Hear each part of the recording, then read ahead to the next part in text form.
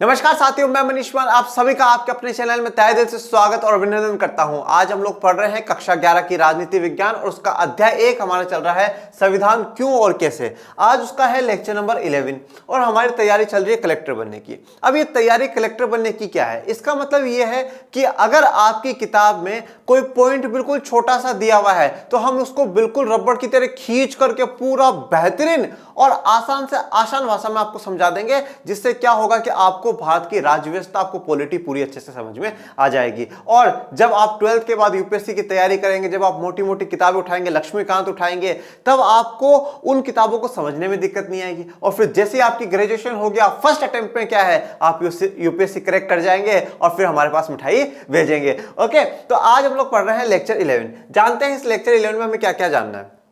हम चर्चा करेंगे संस्थागत व्यवस्थाओं की। ये संस्थागत व्यवस्थाएं कौन कौन सी हैं उनके बारे में जानेंगे।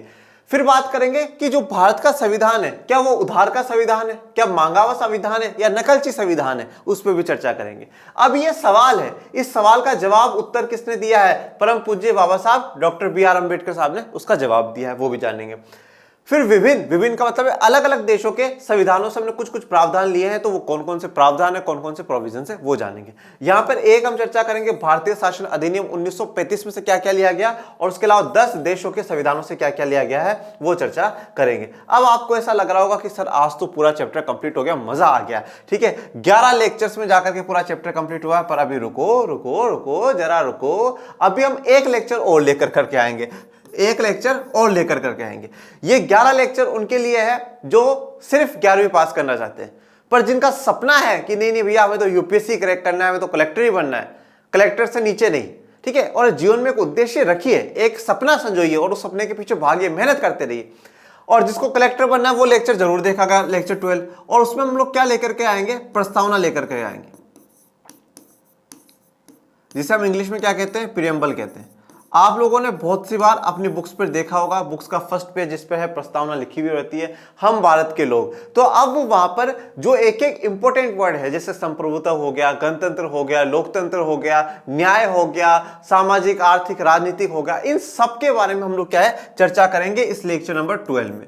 और ये वाला जो लेक्चर है वो आप लोगों को तो देखना ही देखना है, बल्कि हर विद्यार्थी को देखना चाहिए जो भारत में रहता है, हर विद्यार्थी को देखना चाहिए जो एक बड़ा सपना संजोता है, यूपीएससी की तैयारी के लिए आगे कदम बढ़ाता है। तो अपन लेक्चर 12 और फिर उसके बाद ये चैप्टर अपना पूरा कंप्लीट हो जाएगा। वैसे एक बार मेरी तरफ से लेक्चर 11 आज भी ये चैप्टर कंप्लीट हो जाएगा, पर वो एक स्पेशल वीडियो होगा जो आप सभी को देखना चाहिए। अब मुझे कमेंट बॉक्स में बताइएगा कि आप वो वीडियो देखेंगे या नहीं देखेंगे। ओके, चलिए शुरुआत करते हैं। संस्थागत व्यवस्था है, संस्थागत व्यवस्था है या हम इन्हें इंस्टीट्यूशंस कहते हैं। तो मैंने आपको क्या कहा था कि हम 3 इंस्टीट्यूशंस की बात करते हैं, 3 संस्थाओं की बात करते हैं, और वो 3 संस्थाएं कौन कौन सी है जल्दी से बता दीजिए। पहली है विधायिका, जो क्या करेगी, नियम बनाएगी, कानून बनाएगी। दूसरी है कार्यपालिका,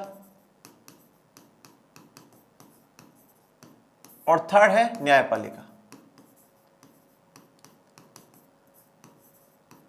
अब कोई विद्यार्थी मुझसे यह पूछता है कि सर विधायिका क्या होती है, अगर कोई विद्यार्थी मुझसे यह पूछता है सर कार्यपालिका क्या होती है, कोई विद्यार्थी यह पूछता है सर न्यायपालिका क्या होती है, तो देखो भैया मैं एक ही जवाब दूंगा, तीनों के लिए एक ही जवाब दूंगा। अब आप बोलोगे कि सर तीनों जब अलग अलग है तो एक ही जवाब क्यों दोगे, तो मैं ये कहूंगा कि बेटा मैंने ये पहले के लेक्चर्स में पढ़ा रखा है, लास्ट लेक्चर्स में पढ़ा रखा है, तो उसमें जाकर करके आप देखिए, वहां पर समझिए। ओके, क्योंकि हर हम चीज को एक चीज को हर वापस वीडियो में एक्सप्लेन करेंगे तो वीडियो 1.5-2 घंटे के चले जाएंगे। ओके, तो इतना बड़ा हमें नहीं लेकर के जाना। तो ये 3 क्या है, संस्था है, इनकी चर्चा हमें करनी है। संविधान को प्रभावी बनाने का कारक, सरकार की सभी संस्थाओं को संतुलित ढंग से व्यवस्थित किया जाए। देखिए ये जो संस्था है ना, इन हम क्या कहते हैं, शासन के विभिन्न अंग कहते हैं। क्या कहते हैं, शासन के विभिन्न अंग। यह आपने क्लास 10th की पॉलिटी के चैप्टर 1 में भी पढ़ा होगा, अगर मुझसे पढ़ाता था, सत्ता की साझेदारी में। शासन के विभिन्न अंग, या इंग्लिश में कहा जाता है organs of the government. Okay, तो क्योंकि शासन कौन करता है, गवर्नमेंट ही करती है, तो शासन के विभिन्न अंग। तो शासन के विभिन्न अंग क्या होते हैं, विधायिका, कार्यपालिका और न्यायपालिका। और अगर कभी ये कहा जाए सरकार के विभिन्न स्तर, सरकार के विभिन्न स्तर, अगर यह पूछ लिया जाए शासन के या सरकार के विभिन्न अंग, तो आप क्या कहेंगे? विधायिका, कार्यपालिका, न्यायपालिका। और यह पूछा जाए सरकार के विभिन्न स्तर, सरकार के अलग अलग स्तर हैं, लेवल हैं, कौन कौन से होंगे? केंद्र सरकार, राज्य सरकार, और एक तीसरी होती है हमारे स्थानीय सरकार, जिसमें हम लोग क्या करते हैं? सरपंच चुनते हैं, पार्षद चुनते हैं, पंच चुनते हैं, वो चुनते हैं। ये 1992 में से लगी है भारत में, उससे पहले नहीं थी। और ये जब से संविधान लागू हुआ है 1950 से, तब से चलती हुई आ रही है। ओके, तो इन्हें हम क्या कहते हैं? शासन के विभिन्न अंग कहते हैं। तो संविधान को अगर हमें प्रभावी बनाना है, अगर संविधान को हमें ऐसा बनाना है कि लोग उसे एक्सेप्ट करें, लोग उसे माने और लोग उसके अनुसार चले, अगर उसे प्रभावी बनाना है तो उसका एक कारक या एक रीजन क्या हो सकता है कि आप सभी जो सरकार की सभी संस्थाएं, कौन कौन सी? विधायिका, कार्यपालिका, न्यायपालिका, उनको संतुलित ढंग से क्या कर दे? व्यवस्थित कर दे। संतुलित ढंग से, संतुलित का मतलब क्या होता है? बिल्कुल बैलेंस कर दे। इसका मतलब क्या है कि ना तो आप ज्यादा अधिकार विधायिका को दो, ना आप ज्यादा अधिकार कार्यपालिका को दो, ना ज्यादा अधिकार आप न्यायपालिका को दो। तीनों को बराबर अधिकार दो और तीनों के ऊपर चेक लगाओ। अब होता क्या है? विधायिका कानून बनाती है, उसे चेक कार्यपालिका करती है। कार्यपालिका में कौन है? राष्ट्रपति साहब आ जाते हैं, और फिर वो चेक करेंगे उसका, फिर न्यायपालिका, supreme court, high court check करते हैं, और फिर इन्होंने भी कुछ गलत बोला तो फिर वापस वो संसद में या विधायिका के पास मामला चला जाता है। तो तीनों के ऊपर चेक है। तो संतुलित ढंग से क्या कर देना चाहिए? व्यवस्थित करना चाहिए। सरकार लोकतांत्रिक रहे और जन कल्याण के लिए प्रतिबद्ध रहे। अब इसका उद्देश्य क्या था भाई? ये संस्थाओं को संतुलित ढंग से व्यवस्थित करने का उद्देश्य क्या है? ऑब्जेक्टिव क्या है? देखिए, हम लोग भी कुछ भी काम करते हैं ना, तो उसके पीछे एक ऑब्जेक्टिव रहता है, एक उद्देश्य रहता है। ठीक है, जैसे कि उसने मुझे थप्पड़ मारा, ठीक है, उसने मुझे थप्पड़ मारा। अब मैं क्या करता हूं? मैं हर जगह कोशिश करता हूं उसकी बेइज्जती करने की। क्यों करने की कोशिश कर रहा हूं? क्योंकि मेरा मकसद है उसकी बेइज्जती कर दूं, क्योंकि उसने मुझे थप्पड़ मारा था। तो हम कोई भी काम करते हैं तो एक उद्देश्य, एक ऑब्जेक्टिव के साथ करते हैं। तो संविधान निर्माताओं ने हर चीज को जब जोड़ा है तो एक उद्देश्य, एक ऑब्जेक्टिव के साथ जोड़ा है। अब ये काम संस्थाओं को संतुलित ढंग से व्यवस्थित करने के पीछे क्या उद्देश्य था? कि सरकार क्या रहे? लोकतांत्रिक रहे। लोकतांत्रिक का मतलब क्या है? कि सरकार जनता के अधीन रहे, जनता से ऊपर ना उठे, देश के संविधान से ऊपर ना उठे। तो अब इससे क्या हो जाएगा? अगर हमने तीनों में बराबर संतुलित बिठा दिया तो लोकतांत्रिक कैसे? इनका और लोकतंत्र का क्या लिंक है सर? देखिए मेरी बात सुनिए, अगर हम सारी की सारी शक्तियां विधायिका को ही दे देते, जिसमें सरकार आ रही है, अगर सारी की सारी शक्तियां हम विधायिका को ही दे देते तो क्या हो जाता? कार्यपालिका, न्यायपालिका को कोई पूछता नहीं। सरकार कार्यपालिका का विभाग है, सारी की सारी शक्तियां हम सिर्फ कार्यपालिका को दे देते हैं, बोलते हैं आपको संसद से पूछने की जरूरत नहीं है, आपको विधायिका से पूछने की जरूरत नहीं है। तो फिर क्या होता? विधायिका की भी नहीं सुनते, न्यायपालिका की भी नहीं सुनते। और हम सारी की सारी शक्तियां न्यायपालिका को दे देते तो इनकी भी नहीं सुनी जाती। तो फिर क्या होता कि एक ही स्तर पे या एक ही अंग का क्या होता? पूरे देश पे प्रभाव होता और लोकतंत्र क्या हो जाता? पूर्ण रूप से खत्म हो जाता। तो यहां पर सरकार क्या है? लोकतांत्रिक रहे। अगर संसद कुछ गलत करेगा, कार्यपालिका चेक कर देगी, कार्यपालिका कुछ गलत करेगी, न्यायपालिका चेक कर देगी, न्यायपालिका चेक गलत करेगी तो विधायिका चेक कर देगी। तो लोकतांत्रिक रहे और जन कल्याण के लिए, जनता के भले के लिए क्या रहे? प्रतिबद्ध रहे, कमिटमेंट रहे कि हम जनता का भला करेंगे, जन कल्याण हम लोग करेंगे। ठीक है, और एक बार जो मैं कमिटमेंट कर देता हूं फिर मेरी भी नहीं सुनता। ठीक है, कुछ ऐसा ही कमिटमेंट होना चाहिए कि हम लोगों को क्या करना है? जनता का भला करना है।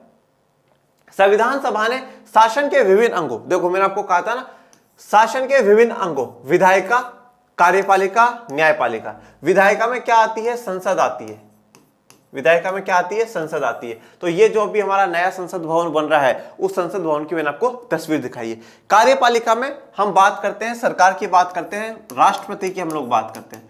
और ये बात ध्यान दीजिएगा, राष्ट्रपति संसद का भी भाग है, राष्ट्रपति संसद का भी भाग है। तो ये क्या है? ये राष्ट्रपति भवन है। और आज मुझे आप कमेंट बॉक्स में ये बताएंगे कि हमारी अभी मौजूदा राष्ट्रपति कौन है, हमारी अभी मौजूदा राष्ट्रपति कौन है।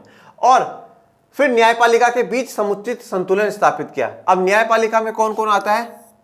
Supreme court, high court. तो सुप्रीम कोर्ट को हम क्या कहते हैं? सर्वोच्च न्यायालय, हाई कोर्ट को उच्च न्यायालय, और तीसरे स्तर पे जो होते हैं जिला न्यायालय, वो तीनों आते हैं। उन तीनों को मिलाकर के हम लोग क्या कहते हैं? न्यायपालिका कहते हैं। तो ये क्या है? हमारे सुप्रीम कोर्ट या सर्वोच्च न्यायालय की तस्वीर मैंने आपको दिखाई है। तो तीनों के बीच में अपने अपने अधिकारों को संविधान ने बिल्कुल सही और स्पष्ट रूप में बताया है। संविधान सभा ने संसदीय शासन व्यवस्था और संघात्मक व्यवस्था को स्वीकार किया है। यह बात बहुत ध्यान से सुनिएगा। संसदीय शासन व्यवस्था, देखिए व्यवस्था दो प्रकार की होती है, एक होती है संसदीय शासन व्यवस्था और एक होती है राष्ट्रपति की व्यवस्था, जिसे राष्ट्राध्यक्ष व्यवस्था भी कहा जाता है। उसमें संसदीय शासन व्यवस्था में संसद सबसे सुप्रीम है, संसद सबसे मेन है, सबसे इंपॉर्टेंट है। आज अगर प्रधानमंत्री नरेंद्र मोदी जी है तो इनको भी जवाब कहां है, संसद में देना होगा, और संसद में विपक्ष की पार्टी के भी नेता हैं, इनकी पार्टी के भी नेता हैं, तो वहां जाकर के उनको जवाब देना होगा। तो संसदीय शासन व्यवस्था को अपनाया गया है, राष्ट्र अध्यक्ष व्यवस्था को नहीं अपनाया गया, जहां पे राष्ट्रपति क्या होता है, सुप्रीम होता है। दो चीजें होती हैं, ध्यान दीजिएगा, एक होता है राष्ट्र का प्रमुख, एक होता है राष्ट्र का प्रमुख, और एक होता है सरकार का प्रमुख।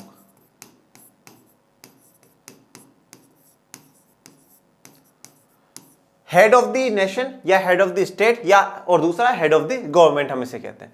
राष्ट्र का प्रमुख संसदीय शासन व्यवस्था में या तो क्या होगा, राजा या रानी हो सकते हैं, और या फिर जैसे राष्ट्रपति होगा। मैं आपको दोनों के उदाहरण देता हूं। जैसे कि ब्रिटेन की बात करते हैं, इंग्लैंड की बात करते हैं, अभी वहां की महारानी जी की मृत्यु हो गई, 8 सितंबर को मृत्यु हो गई, उनकी डेथ हो गई, और उनके जो बेटे हैं प्रिंस चार्ल्स III, उनके क्या बन गए हैं, राजा बन चुके हैं। तो वहां पे प्रमुख वो है, राष्ट्र के देश के मुखिया हैं वो है। हमारे देश में क्या है, राष्ट्रपति साहब मुखिया है, ठीक है। अब राष्ट्रपति कौन है वो आप बताएंगे मुझे। और सरकार का प्रमुख कौन होता है, सरकार का प्रमुख जनरली प्रधानमंत्री होता है। कौन होगा, प्रधानमंत्री। तो जैसे कि मैंने यहाँ पे राजा वाली व्यवस्था में बताया, तो जैसे ब्रिटेन है तो अब भी वहां की नई प्रधानमंत्री बनी है लीज ट्रूस, तो वो वहां की प्रधानमंत्री बनी है, ओके। और अभी जैसे हमारे मौजूदा प्रधानमंत्री कौन है, नरेंद्र मोदी जी हैं। तो और जहां पर क्या हो, राष्ट्र का प्रमुख राजा हो, जहां पे राष्ट्र का प्रमुख राजा हो और सरकार का प्रमुख प्रधानमंत्री हो, उसे हम क्या कहेंगे, संवैधानिक राजतंत्र। क्या कहेंगे, संवैधानिक राजतंत्र। क्योंकि संविधान भी है, क्योंकि सरकार तो जो चल रही है वो वहां के संविधान के हिसाब से चल रही है, अब चाहे वो लिखित हो अलिखित हो, तो संविधान के अनुसार चल रही है। पर जो हेड है वो तो राजा ही है, तो अभी भी राजतंत्र तो है ही, राजा की व्यवस्था तो है ही, राजा हेड है, पर राजा के पास नाम मात्र की शक्तियां होती है। तो संसदीय शासन व्यवस्था में क्या होता है कि जो राष्ट्र का प्रमुख होता है उसके पास नाम मात्र की शक्तियां होती है, मतलब ना के बराबर ही शक्तियां है। साइन करेंगे पर सब कुछ क्या होगा, प्रधानमंत्री और उनके मंत्रिमंडल से पूछ कर करके करेंगे। तो यह संवैधानिक राजतंत्र हो गया। और जहां पर क्या हो, राष्ट्रपति निर्वाचित हो, जनता के द्वारा चुना गया हो, वो क्या हो जाएंगे, गणराज्य हो जाएंगे। तो यहां पर आपको दोनों बात क्लियर हो गई। आज हमारे देश में राष्ट्र का प्रमुख राष्ट्रपति साहब है और सरकार के प्रमुख क्या है, प्रधानमंत्री जी। तो संसदीय शासन व्यवस्था में क्या होगा, राष्ट्र का प्रमुख या तो राजा हो सकता है या राष्ट्रपति हो सकता है, ओके। ये मैंने आपको दोनों बात, और सरकार का प्रमुख प्रधानमंत्री होगा, ठीक है। नाम मात्र में हेड ये है, देश में सबसे पहला सबसे बड़ा पद इन लोगों का है, परंतु ज्यादा शक्तियां प्रधानमंत्री और उनके मंत्रिमंडल के पास होती है। और राष्ट्र अध्यक्ष वाली जो व्यवस्था है, प्रेसिडेंट सिस्टम जो है वहां, जैसे कि मैं अमेरिका की बात करता हूं, अमेरिका में सबसे सुप्रीम जो है वो राष्ट्रपति है, वो राष्ट्र का भी प्रमुख है और सरकार का भी प्रमुख है। तो भारत के संविधान ने क्या अपनाया, संसदीय शासन व्यवस्था अपनाई। और ये जब हम लोग बात आपका चैप्टर 4 पढ़ेंगे ना, कार्यपालिका, उसमें आपको और अच्छे से समझ में आ जाएगा कितनी व्यवस्था है, किस प्रकार से है, ये सब कुछ। पर एक अब भी आपको समझाने के लिए मैंने आपको क्लियर कर दिया। तो हमने क्या करा, संसदीय शासन व्यवस्था को अपनाया, ठीक है। फिर उन्होंने बोला संघात्मक व्यवस्था को स्वीकार किया। अब संघात्मक व्यवस्था भी मैं आपको समझाता हूं, जो एक और विधायिका और कार्यपालिका के बीच तथा दूसरे केंद्रीय सरकार और राज्यों के बीच शक्तियों का वितरण करती है। देखिए, अब जब संसदीय शासन व्यवस्था की हम लोगों ने बात करी, तो विधायिका क्या है, हमारी संसद, विधायिका क्या है, हमारी संसद। और कार्यपालिका में क्या आता है, जैसे राष्ट्रपति साहब हो गए, सरकार हो गई। तो अब सरकार, राष्ट्रपति और संसद, इन सबके काम बता रखे हैं ना भाई। संसद का काम है कानून को निर्माण करना, कानून बनाना, ये संसद की शक्ति है, ये पावर ऑफ द हाउसेज है, पावर ऑफ पार्लियामेंट है, ओके। और कार्यपालिका की क्या है, कार्यपालिका की शक्ति है राष्ट्रपति के पास उसको पास करने की, अगर जब तक वो साइन नहीं करेंगे पास नहीं होगा। तो दोनों की शक्तियों का बता रखा है। तो ये क्या बात करता है, संसदीय शासन व्यवस्था की बात कर। संघात्मक का मतलब क्या होता है, इसे इंग्लिश में फेडरलिज्म कहते हैं। संघात्मक वो व्यवस्था है जहां पे एक देश में दो स्तर पे सरकारें हो, जैसे कि एक सरकार पूरे देश के लिए हो जैसे केंद्र सरकार, और एक एक सरकारें अपने अपने राज्यों पर हो, जैसे हमारे देश में है राज्य सरकार। जब दो स्तरों पे दो सरकारें हो, दोनों के पास अपनी अपनी शक्तियां हो, अपने अपने पावर्स हो कि भाई हमें इस चीज पे कानून बनाना है, हमें इस चीज पे कानून बनाना है। जब राज्य सरकार जिन मुद्दों पे कानून बना रही है उस पे केंद्र सरकार बीच में आकर के टांग नहीं अड़ाएगा, ठीक है। जैसे कि आप हर जगह जाकर के बीच में उसको, अरे रुको रुको मैं एडवाइस देता हूं, मैं देता हूं, रुको यार हम खड़े, सरकार से बढ़े, ठीक है ना। तो वो काम नहीं होना चाहिए। और जब केंद्र सरकार जिन चीजों पे काम कर रहा है उन पर राज्य सरकार जाकर के नहीं बोले अरे छोटे भाई से तो पूछा ही नहीं, पूछो पूछो यार, हमारे बिना कैसे कानून बना लोगे। ऐसा नहीं। जब केंद्र सरकार और राज्य सरकार दोनों अपने अपने क्षेत्र में, अपने अपने एरियाज में काम करने का स्वतंत्र है, वो व्यवस्था संघात्मक व्यवस्था कहलाती है। जैसे कि हमारे देश में दो सरकारें, एक केंद्र सरकार जो पूरे देश के लिए, जैसे कि उसके प्रधान हेड जो है वो प्रधानमंत्री जी होते हैं, और हर राज्यों में आपको राज्य सरकारें भी देखने को मिलती है, जैसे राजस्थान में है, यूपी में, सारे राज्यों में। कितने राज्य हैं हमारे? 28 राज्य हैं। 28 राज्यों में हमें राज्य सरकारें देखने को मिलती है। अब आप ये सोच रहे होंगे सर केंद्र सरकार क्या क्या काम करती है, राज्य सरकार क्या क्या काम करती है, ये दोनों लड़ते नहीं है? तो नहीं लड़ते। क्यों? क्योंकि हमारे संविधान ने क्या करा, 3 सूचियां बना दी, 3 लिस्ट बना दी। एक बनाई संघ सूची, एक बनाई राज्य सूची, और तीसरी बनाई समवर्ती सूची। तो संघ सूची में वो सारे काम लिख दिए गए जिससे क्या होगा कि उन पर सिर्फ और सिर्फ कानून बनाने का काम कौन करेगी? केंद्र सरकार करेगी। काम तो संसद करेगी, परंतु उस पर कि भाई ये कानून हमें बनाना है, पूरा बिल तैयार करना है, ड्राफ्ट तैयार करना काम केंद्र सरकार का ही होता है। केंद्र सरकार संसद में लेकर के जाती है। और जिन जिन राज्य सूची में काम लिखे हुए वो राज्य सरकारें बनाएंगी, मतलब वो वहां का विधानमंडल, उस राज्य का विधानमंडल बनाएगा।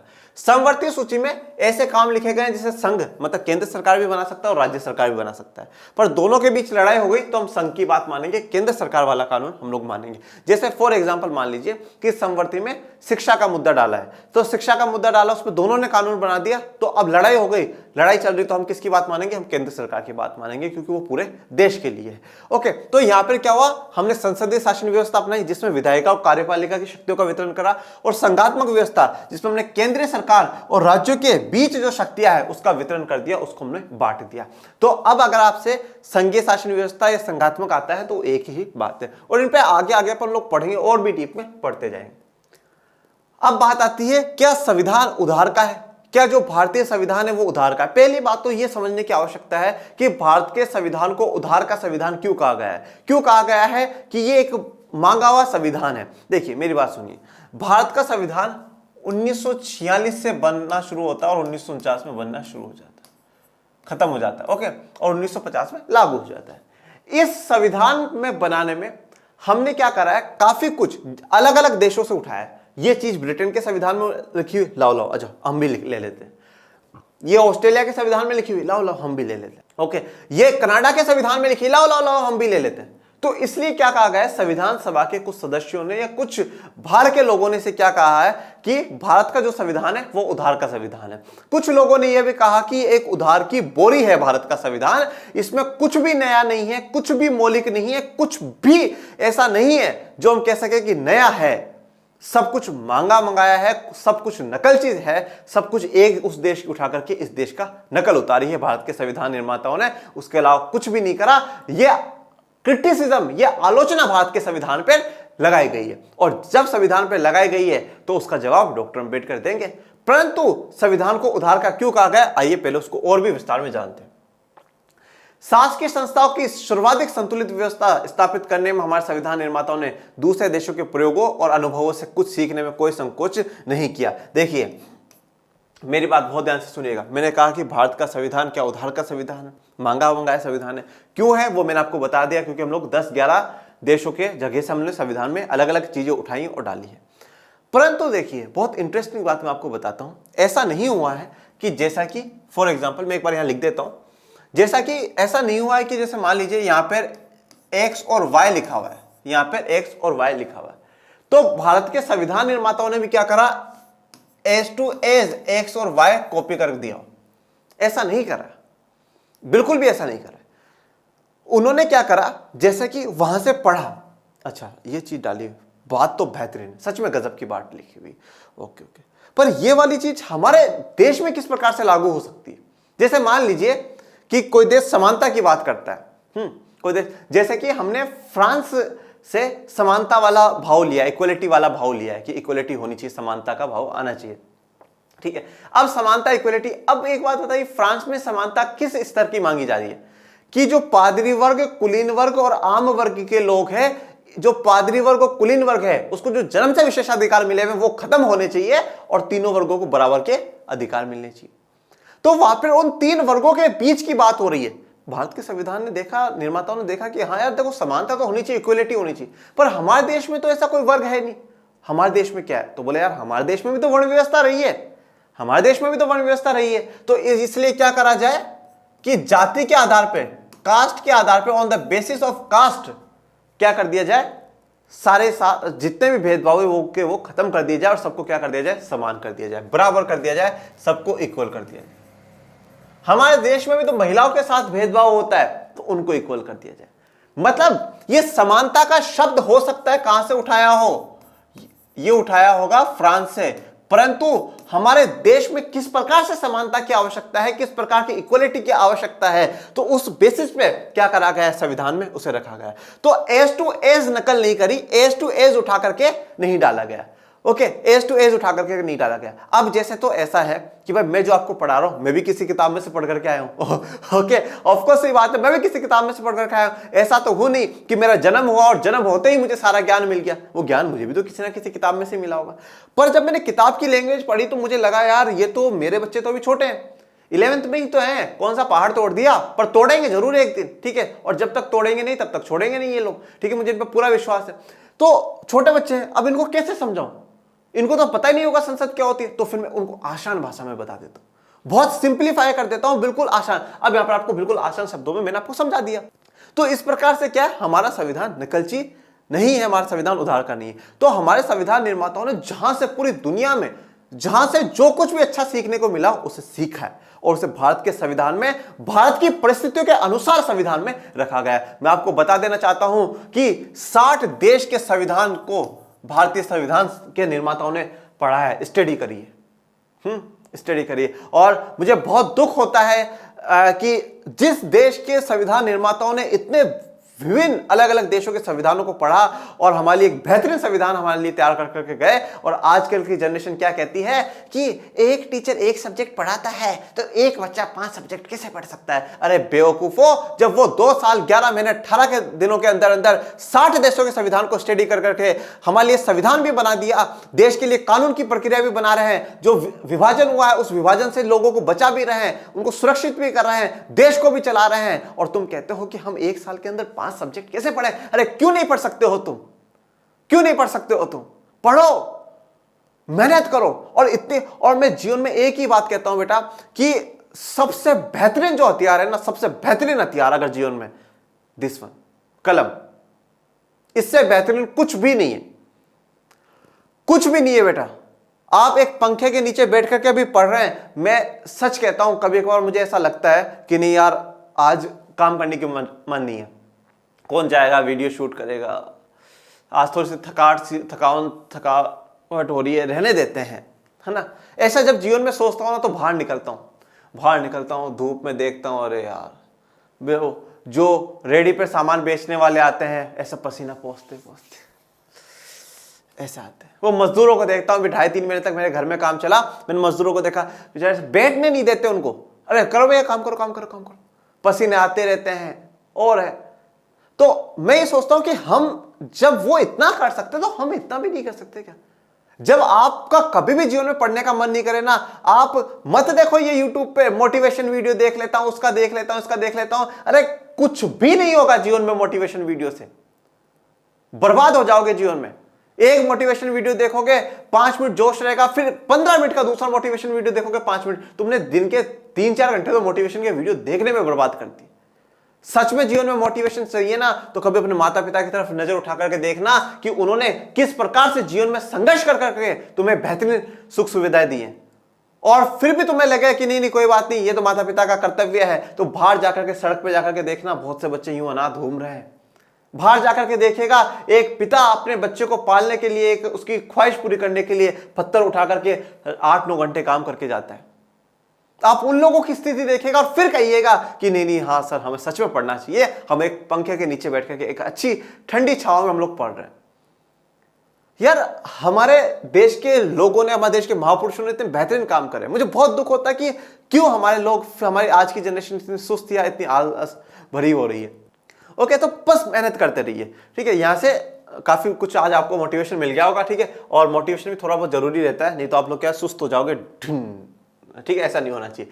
तो शासकीय संस्थाओं को, ये जो जितनी भी हमने संस्थाएं देखी उनको संतुलित बनाने में और बाकी पूरी दुनिया के किसी भी संविधान से कुछ सीखने के लिए हमारे जो संविधान निर्माता है उन्होंने क्या संकोच नहीं करा। संकोच का मतलब क्या होता है, शर्म संख्या नहीं करी।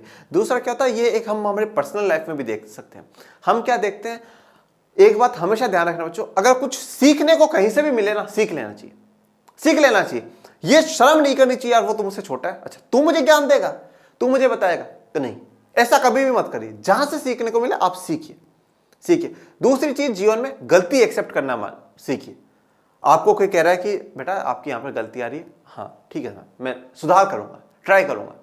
जिदिए मत, अपनी गलतियों में पर्दा डालने की कोशिश मत करिए कि नहीं नहीं नहीं अरे नहीं नहीं ऐसा कैसा हो गया ये वो, ना ना ना ना, ऐसा कभी भी नहीं बेटा, कभी भी नहीं। गलती हुई है एक्सेप्ट करिए, हाँ मुझसे गलती हुई है, मैं सुधार कर लूंगा इसके लिए। जिदिए मत आप तो, और सीखिए। अगर कहीं पर आपको किसी चलते हुए यहाँ चाहे उसमें 100 बुराइयां हो पर एक अगर अच्छा ही है ना बच्चा, वो एक अच्छा ही आपको सीखनी है। ओके, तो हमारे संविधान निर्माताओं ने किसी चीज में संकोच नहीं करा। ये उनके व्यापक ज्ञान का प्रमाण है कि उन्होंने किसी भी एक बौद्धिक तर्क या ऐतिहासिक उदाहरण की अनदेखी नहीं की जो उनके कार्यों को संपन्न करने के लिए जरूरी था। मतलब उनका जो बौद्धिक तर्क है, जो इंटेलेक्चुअल उनके रीजंस थे, ठीक है, तो यहाँ पे उनके माइंड को दिखाया गया, काफी इंटेलेक्चुअल, काफी बौद्धिक उनका दिमाग था, काफी ज्ञानी थे। उनके ज्ञान का यही प्रमाण है कि जो चीज आवश्यक थी हमारे संविधान में, हमारे संविधान को बनाने के लिए, उसकी उन्होंने अनदेखी बिल्कुल भी नहीं करी। अतः उन्होंने विभिन्न देशों से अनेक प्रावधानों को लिया। तो अब अलग अलग देशों से अलग अलग प्रावधान, अलग अलग प्रोविजंस उन्होंने लिए हैं। वो कौन कौन से लिए वो जानते हैं। कोई नकलची मानसिकता का परिणाम नहीं था। तो हमारा भारतीय संविधान कोई भी नकलची मानसिकता का परिणाम नहीं था, कि हमने कहीं से भी कोई नकल नहीं करी है, बिल्कुल भी हमने नकल नहीं करी है। संविधान के प्रत्येक प्रावधान को इस आधार पर उचित सिद्ध करना था कि वह भारत की समस्याओं और आशाओं के अनुरूप हो। तो मतलब मैंने आपको क्या कहा कि अगर फ्रांस से हमने समानता उठाई है, अगर फ्रांस से हमने समानता का भाव लिया है, तो हमने ये देखा कि हमारे देश में समानता किस आधार पर होनी चाहिए। तो किस आधार पर, जाति के आधार पर हो, धर्म के आधार पर हो, लिंग के आधार पर हो, रंग के आधार पर हो। तो यहां पे समानता हमने क्या कर दिया कि कोई भी प्रावधान हम लोगों ने लिया उसको उचित सिद्ध करना था। सिद्ध का मतलब प्रूफ करना था।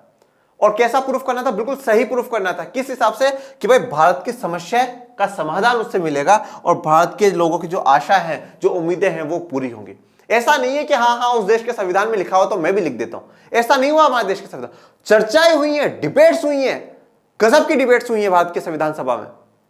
ओके, और आपकी किताब में भी नीचे बता रखा है, राज्यसभा एक चैनल है यूट्यूब पे, उस पे पूरी एक संविधान की सीरीज दी हुई है। शायद 10 एक लेक्चर है, शायद 10 के अराउंड लेक्चर हैं, 52 मिनट के हैं वो अप्रोक्सीमेट। वो देखिएगा, उसमें आपको काफी कुछ समझ में आएगा। जब भी आप फ्री रहे पहले लेक्चर्स देख लीजिएगा, तो समस्याओं का समाधान मिले और लोगों की आशाएं क्या हो, पूरी हो। ठीक है, और ये मैंने आपको तस्वीर बताया क्यों दिखाई है, जैसे कि आप लोग एग्जाम में चीटिंग करते हैं। सेकंड एमसीक्यू, सेकंड, फिर ऐसा डिसाइड भी रहता है, देख 4 ऑप्शन आएंगे, मैं यहां टच कर दूं ना तो ए मान लेना, यहां टच कर दूं तो बी, यहां कर दूं तो सी, और यहां टच कर दूं तो डी मान लेना। मतलब अमेजिंग। जैसे यहां पर इसने बना रखा सेकंड वाला, सेकंड वाला, सेकंड। ओके, तो ऐसी नकल जैसे आप करते हैं ना, वैसे हमारे संविधान निर्माताओं ने नहीं करी है। बिल्कुल बहुत शानदार, जबरदस्त, जिंदाबाद संविधान भारत को दिया है। यह भारत का सौभाग्य ही था कि हमारे संविधान सभा ने संकुचित दृष्टिकोण छोड़कर संपूर्ण विश्व से सर्वोत्तम चीजों को ग्रहण किया और उन्हें अपना बना लिया। देखिए, यह भारतीय का सौभाग्य है, सच में भारत का सौभाग्य है कि हमारे जो संविधान सभा में जो लोग बैठे हुए थे उन्होंने संकुचित दृष्टिकोण को छोड़ दिया। संकुचित दृष्टिकोण मतलब जो बहुत छोटा सा एक और हम उस देश के संविधान को हम क्यों पढ़े, हम क्यों जाने उनसे। हम लोग बहुत सी बार करते हैं ना, हम उससे क्यों सीखूं, मैं उससे सीखूंगा, कैसे पागल वाली बात कर रहा हूं। ऐसा दृष्टिकोण उन्होंने छोड़ दिया और जो दुनिया में जो सर्वोत्तम चीजें हैं, जो बेस्ट चीज है, वो बेस्ट चीज भारत के संविधान में डाली गई। परंतु आज भी भारत में काफी लोग ऐसे हैं जो संविधान का ककड़ जानते नहीं है, परंतु आलोचना करते हैं, हमारे संविधान में ये वाला जो प्रावधान है ना वो गलत है। फिर उनसे पूछ ले, सर आपने कितनी बार संविधान पढ़ा है? पढ़ा तो नहीं है यार, पर बस पता है मुझे ये गलत है। तो मैं भाई पहले जाकर के पढ़ो तो सही, पढ़ो तो सही। और मैं सच में कहता हूं कि भारत का संविधान एक दुनिया के सर्वोत्तम और सर्वोत्तम संविधानों में से एक है। बेहतरीन से बेहतरीन जो संविधान होना चाहिए वो भारत का संविधान है। ओके, हर एक एक चीज को, बिल्कुल हर चीज को कसौटी पर उतार कर करके चर्चाएं हुई हैं, काफी चर्चाएं हुई हैं, और उन चर्चाओं के बाद बेस्ट से बेस्ट जो चीज थी वो भारत के संविधान में डाली गई है। ये हमारा सौभाग्य है, और हमें जीवन भर, जब तक हमारे जीवन में हमारी सांस चल रही है, तब तक हमें क्या है, हमारे संविधान निर्माताओं का, हमें बाबा साहब अंबेडकर का, और डॉक्टर राजेंद्र प्रसाद, सरदार पटेल, जवाहरलाल नेहरू, राज अमृता कौर, और वो टोटल 299 सदस्य जो संविधान सभा में बैठे हुए थे, संविधान का निर्माण कर रहे थे, उन सभी के प्रति हमें सदैव सदैव क्या होना चाहिए, ऋणी होना चाहिए, और सदैव सदैव उनको क्या करना चाहिए, नमन करना चाहिए। अब बात करते हैं डॉक्टर बी आर अम्बेडकर का उत्तर। अब ये जो जवाब दिया है वो कब दिया है बाबा साहब ने, वो दिया है 4 नवंबर 1948 को, 4 नवंबर 1948 को जवाब दिया है। और मैं आपको तस्वीर में दिखा देता हूं, ये बैठे हैं बाबा साहब अम्बेडकर, ये आपके एनसीईआरटी की तस्वीर है। ओके, बाबा साहब अम्बेडकर यहाँ पे बैठे हुए। ओके, अब बाबा साहब अम्बेडकर ने क्या जवाब दिया वो जानते हैं। हम पूछना चाहेंगे कि कौन पूछ रहे हैं, डॉक्टर अम्बेडकर पूछे, हम पूछना चाहेंगे कि विश्व इतिहास के इस पड़ाव पर बनाए गए संविधान में क्या कुछ नया भी हो सकता है। आज इस समय बनाए संविधान में यदि कुछ नया हो सकता है तो वह यह है कि उसमें केवल कुछ ऐसे परिवर्तन किए जाए जो कमियों को दूर करे और उसे देश की आवश्यकताओं के अनुरूप बना सके। देखिए, मैं आपको बताता हूं, डॉक्टर अम्बेडकर ये कहते हैं उस समय कि सबसे पहली बात तो यह है कि आज जो हम लोग संविधान बना रहे हैं, ऑलमोस्ट हम संविधान कब बना रहे हैं, हम बना रहे हैं 1946 से, ठीक है। और जैसे मैं बात करता हूं, डॉक्टर अम्बेडकर 1948 को ये बात कह रहे हैं, तो डॉक्टर अम्बेडकर कहते हैं कि जो सबसे पहला संविधान दुनिया का है वो 1789 में अमेरिका का बनकर के लागू हुआ था। तो अगर इससे हम लोग देखते हैं तो लगभग हम 100 सालों बाद, 100-150 सालों बाद हम लोग संविधान बना रहे हैं, और इस 100-150 सालों के बीच में काफी देशों ने क्या करा, अपना संविधान बनाया है। तो अब मैं ये जानना चाहता हूं कि देश को चलाने के लिए, शासन को चलाने के लिए जो मूल सिद्धांत है वो तो ऑलमोस्ट तय हो ही चुके ना भाई। हमें लोकतंत्र रखना था, अब लोकतंत्र अमेरिका में है तो अब हम क्या करें, हमने रखा है लोकतंत्र। कहीं पे संघीय व्यवस्था है कि केंद्र सरकार राज्य सरकारें होंगी तो वो हमने रखी है।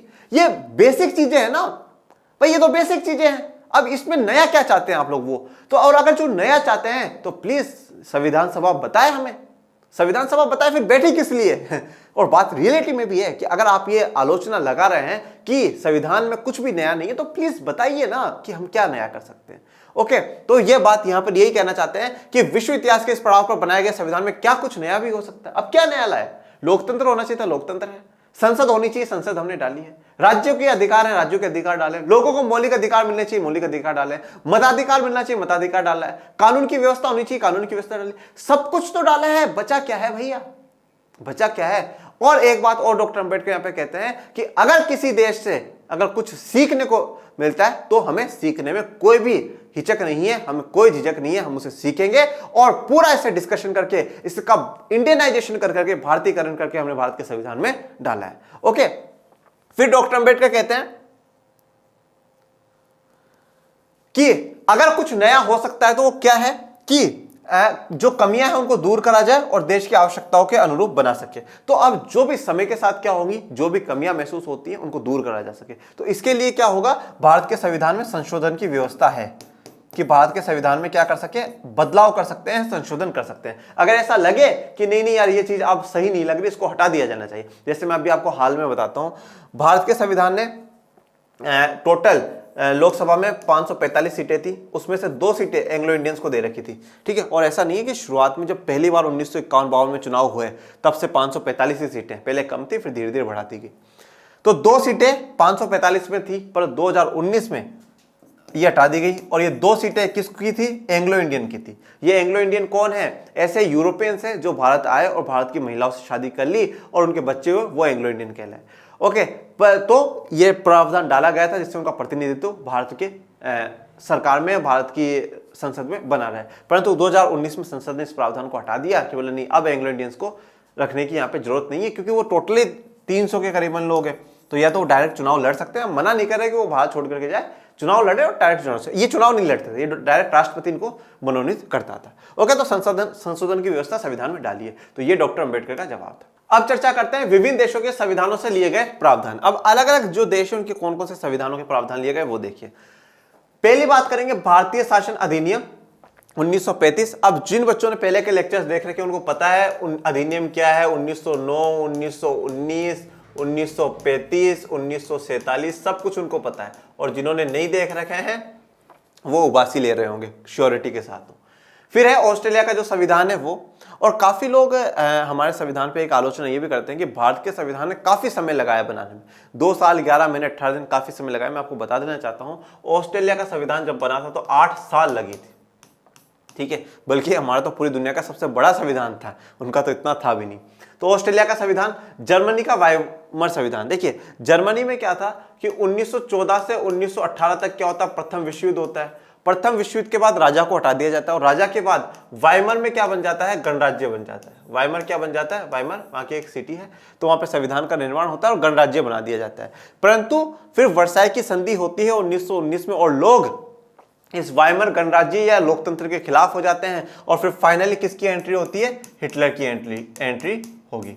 ओके, हिटलर की एंट्री होगी। तो जर्मनी का जो वाइमर संविधान है वहां से हमने कुछ प्रावधान लिए। सोवियत संघ पूर्व का संविधान, तो सोवियत संघ भी शायद हम लोग लेक्चर 2 में चर्चा कर चुके हैं। ओके, सोवियत संघ क्या था क्या नहीं था, 1991 में इसका विघटन हो जाएगा। दक्षिण अफ्रीका का संविधान, जापान का संविधान, अमेरिका का संविधान सबसे पुराना संविधान है। सबसे पुराना लोकतंत्र अगर कोई है तो अमेरिका है और सबसे बड़ा लोकतांत्रिक देश कोई है तो वो भारत है। आयरलैंड का संविधान, फ्रांस, कनाडा और ब्रिटेन का संविधान। ओके, अब एक एक के ऊपर चर्चा करते हैं। सबसे पहले बात करेंगे भारतीय शासन अधिनियम 1935। तो उसमें से क्या क्या लिया गया है, सबसे पहले संघीय तंत्र लिया गया है। संघीय तंत्र का मतलब क्या, संघीय व्यवस्था मतलब क्या होगा, केंद्र सरकार और राज्य सरकार, ये वाली जो व्यवस्था है ये यहां से ली गई, केंद्र सरकार और राज्य सरकार। उसके बाद बात करी गई राज्यपाल का कार्यालय। अब देखिए मेरी बात बहुत ध्यान से सुनिएगा, जैसे कि पूरे देश के लिए संसद होती है, राज्यों के लिए क्या होता है, विधानमंडल होता है, विधानमंडल। इस विधानमंडल में भी 3 चीजें आती हैं, एक है विधानसभा, दूसरी है विधान परिषद,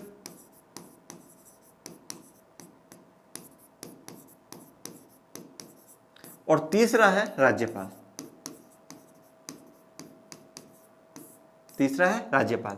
यह विधानसभाएं सभी राज्यों में 28 राज्यों में है। ओके, अभी केंद्र शासित प्रदेशों को आप छोड़ दीजिएगा, उन पर मत चर्चा करिएगा।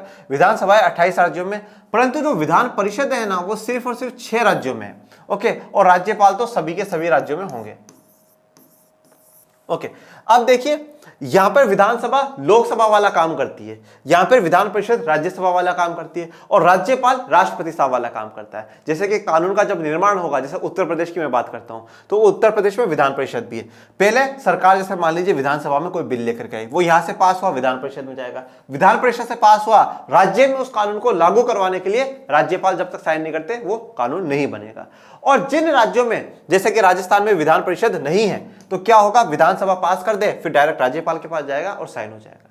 और यहां पे एक बात ध्यान रखिएगा, एक राज्यपाल 2 राज्यों का भी राज्यपाल हो सकता है, 2 का 3 का, वो डिपेंडेंसी, वो कोई इतनी बड़ी बात नहीं है। ओके, तो विधानमंडल होता है विधानसभा, विधान परिषद, राज्यपाल। तो यहां पे जो राज्यपाल का कार्यालय है, office to the governor, office to the governor, ये कहां से लिया गया है, ये भारतीय शासन अधिनियम से लिया गया है। अभी देखेंगे कि राज्यपाल की जो नियुक्ति करता है, राज्यपाल को जो अपॉइंट करता है वो राष्ट्रपति करता है, और राष्ट्रपति किसके कहने पे करता है, जो केंद्र सरकार होती है उसके कहने पे करता है कि भाई इन राज्यों में इनको राज्यपाल आप बना दीजिए। तो यहां पर सिर्फ और सिर्फ जो कार्यालय, जो ऑफिस है उसकी बात हो रही है, और जो नियुक्ति करने की बात है वो दूसरे देश के संविधान से चर्चा होगी। न्यायपालिका की हमने यहां से भारतीय शासन अधिनियम से ले लिया। लोक सेवा आयोग, जिसे हम लोग क्या कहते हैं, union public service commission, union public service commission, UPSC. लगा लो दीवारों पर, ठीक है, हम एक दिन कलेक्टर बन करके सड़कों पर निकलेंगे। ओके, तो वही ये कमीशन है, वही ये आयोग है जो आईएएस का एग्जाम कराता है। और आपातकालीन की व्यवस्था है। अब आपातकालीन को हम इंग्लिश में इमरजेंसी कहते हैं, और पहले के लेक्चर्स में अपन लोगों ने आपातकाल के बारे में भी चर्चा कर चुके हैं, इमरजेंसी की चर्चा कर चुके हैं। देखिए, इसीलिए मैं कहता हूं कि यहां पर तैयारी कलेक्टर बनने की चल रही है, ठीक है, सिर्फ और सिर्फ 11th की बात नहीं चल रही, 11th 12th नहीं, तैयारी कलेक्टर बनने की है। अब आप किसी दूसरे चैनल का लेक्चर देखिए और दूसरे चैनल का लेक्चर देखने के बाद आप मेरा लेक्चर देखिए, आपको समझ में नहीं आएगा चल क्या रहा है। ठीक है, समझ में नहीं आएगा, क्योंकि अब जो बच्चा पहली बार डायरेक्ट लेक्चर 11 देख रहा है उसको पता ही नहीं आपातकालीन क्या होता है, पर जो शुरुआत से देखते हैं उनको पता है कि आपातकालीन क्या होता है। तो एक एक चीज को बहुत बेसिक से बहुत बारीकी से आपको समझा दिया है। तो भारतीय शासन अधिनियम से ये चीजें ली। फिर बात करते हैं ऑस्ट्रेलिया का संविधान, समवर्ती सूची। तो मैंने अभी आपको बताया था 3 सूचियां बनाई गई है, संघ सूची, राज्य सूची। तो जो समवर्ती वाला सूची वाला जो प्रावधान है वो कहां से लिया गया है? ऑस्ट्रेलिया से लिया गया है कि हाँ भाई एक तीसरी ऐसी सूची भी होनी चाहिए जिसमें दोनों को अधिकार दे दिया जाए। व्यापार वाणिज्य और समागम की स्वतंत्रता, तो ये व्यापार वाणिज्य और समागम की जो स्वतंत्रता है वो भी यहां से।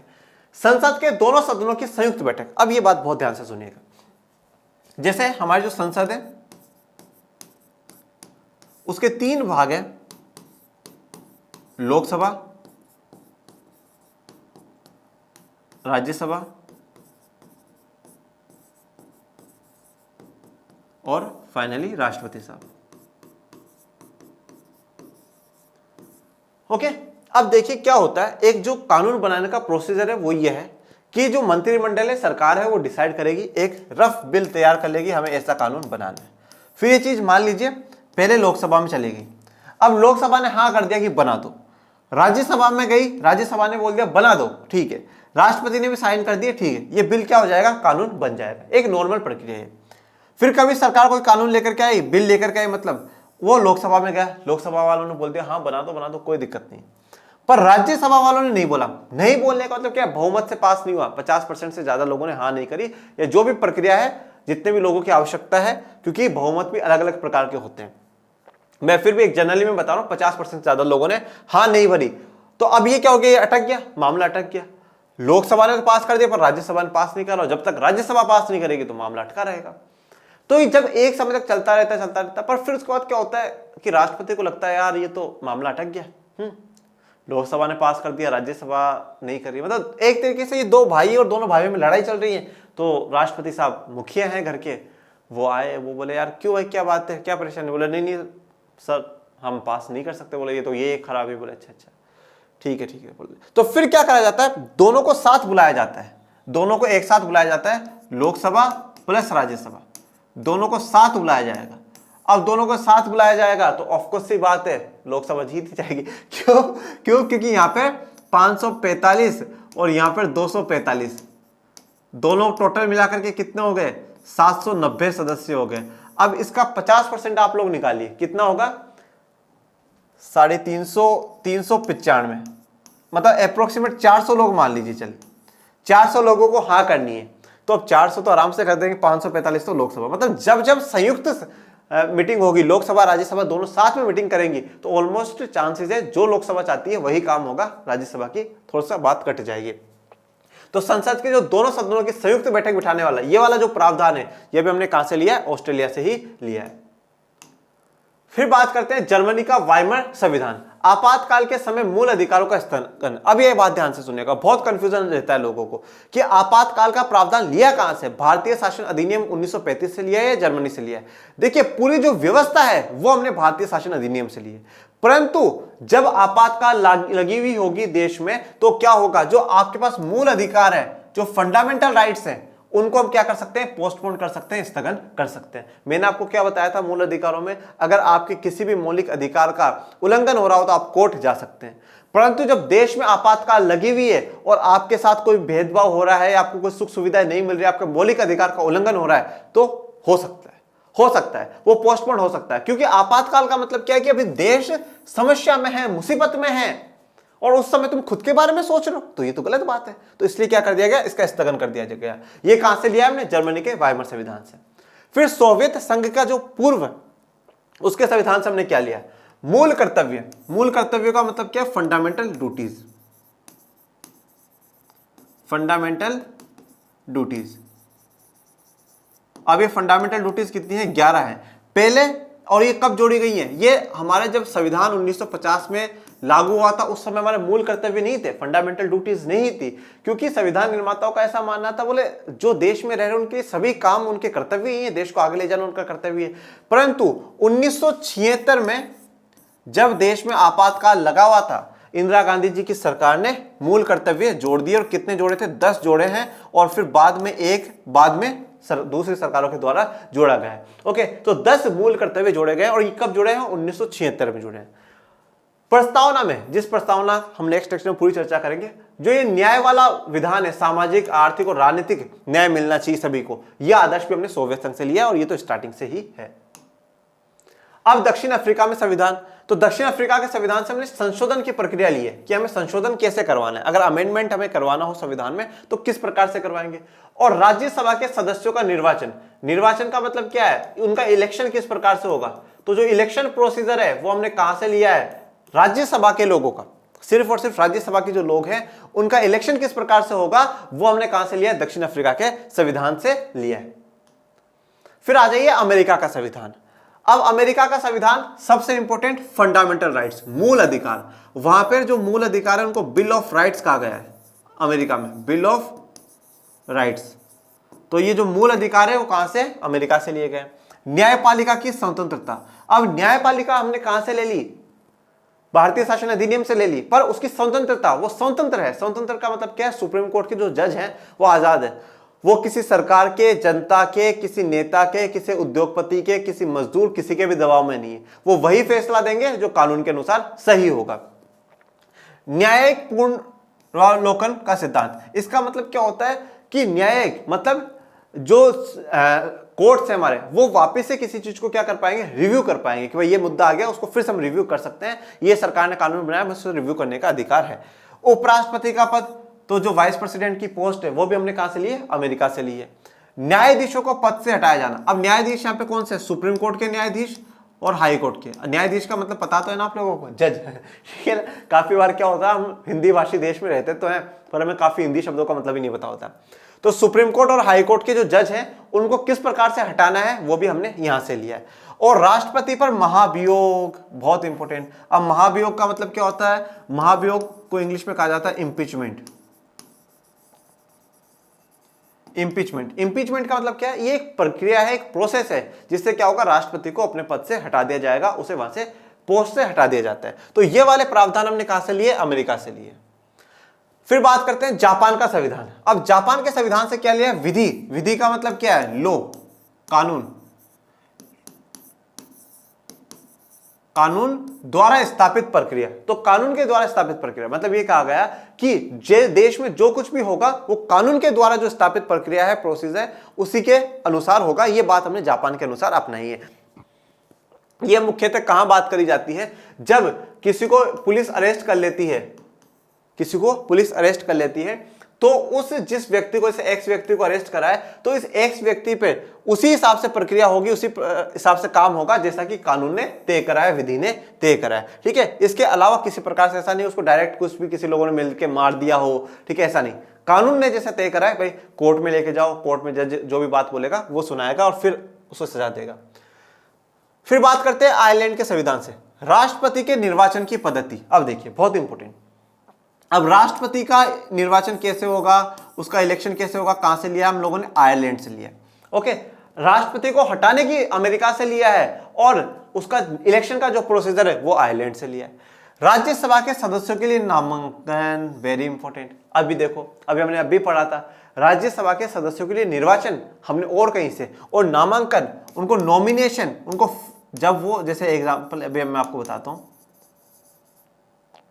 जैसे मान लीजिए मैं राज्यसभा चुनाव लड़ना चाहता हूं, तो मुझे नॉमिनेशन किस प्रकार से भरना है, क्या प्रोसीजर होगा, वो प्रोसीजर हमने यहां से अपनाया है आयरलैंड से। पर उसका चुनाव कैसे होगा, उसका निर्वाचन कैसे होगा, उसका इलेक्शन कहां से होगा, वो अलग जगह से अपनाया है। तो देखिए, मतलब आप ये चीज देखिए, एक एक मुद्दों में हमने दो दो जगहों से, मतलब बेस्ट से बेस्ट चीज, अच्छे से अच्छी चीज हमने ली है, और बेकार चीज उन्हीं देशों के पास छोड़ दी है। राज्य के नीति निर्देशक तत्व, जिसे हम इंग्लिश में क्या कहते हैं? DPSP, directive principle of state policy. और ये क्या है? ये भारत के संविधान भाग 4 में जोड़े गए, और अनुच्छेद या आर्टिकल जिसे हम लोग कहते हैं 36 से 51 के बीच में आते हैं। भाग 3 में क्या जोड़ा गया है वो बात भी सुन लीजिएगा। भाग 3 में जो जोड़ा गया है वो है मौलिक अधिकार,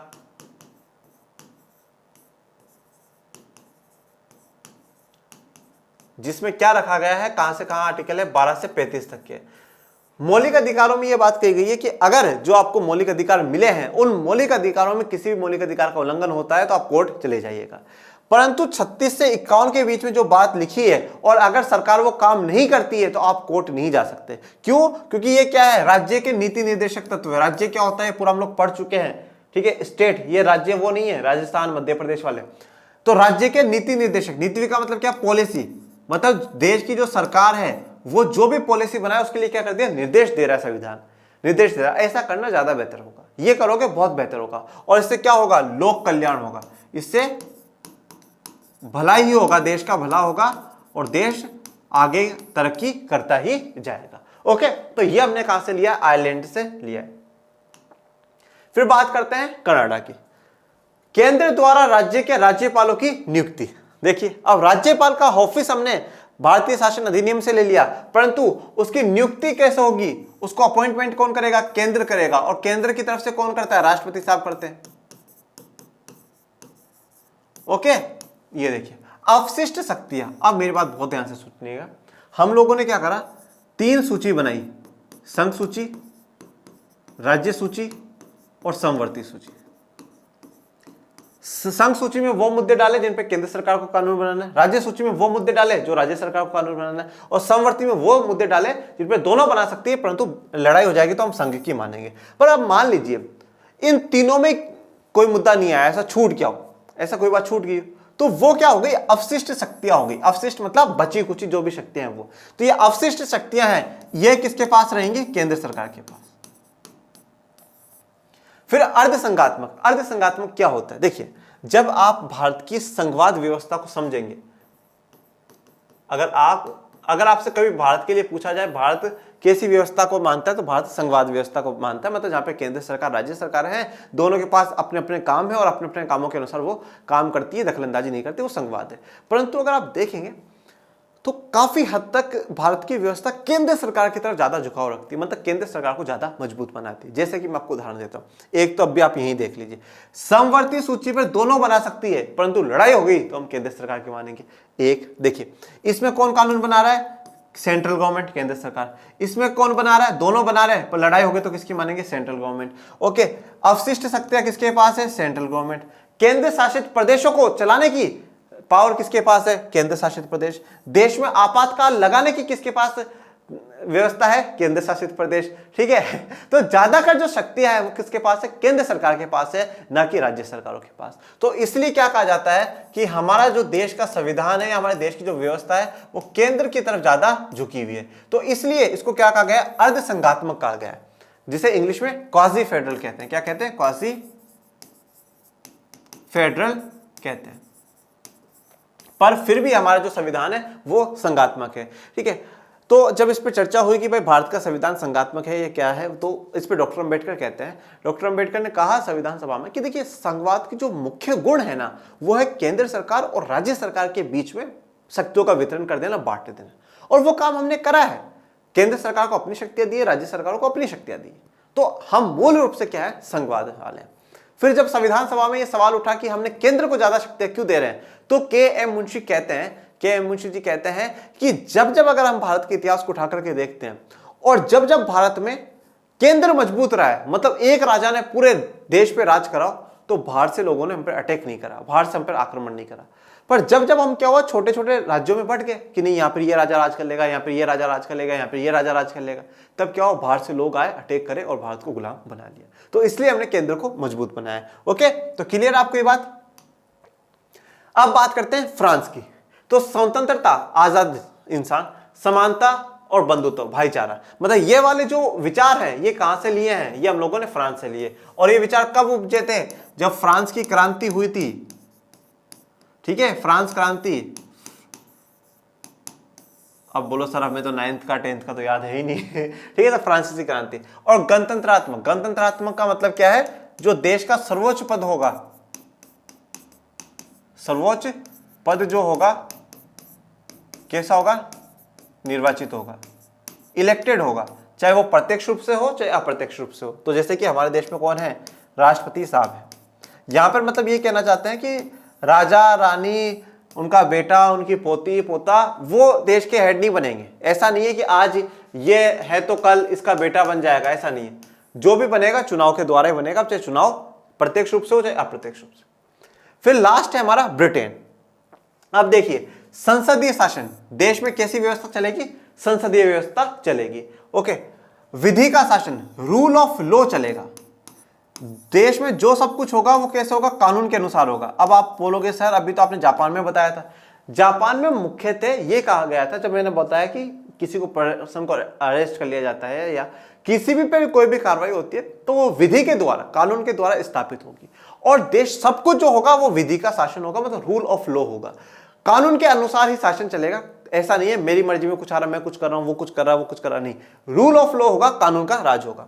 एकल नागरिकता, एकल नागरिकता क्या, मेरी बात ध्यान से सुनिएगा। पहला बात करिए अमेरिका की। अमेरिका में क्या है कि 50 राज्य हैं। जैसे हमारे यहाँ पर 28 राज्य हैं, वहां पर 50 राज्य हैं।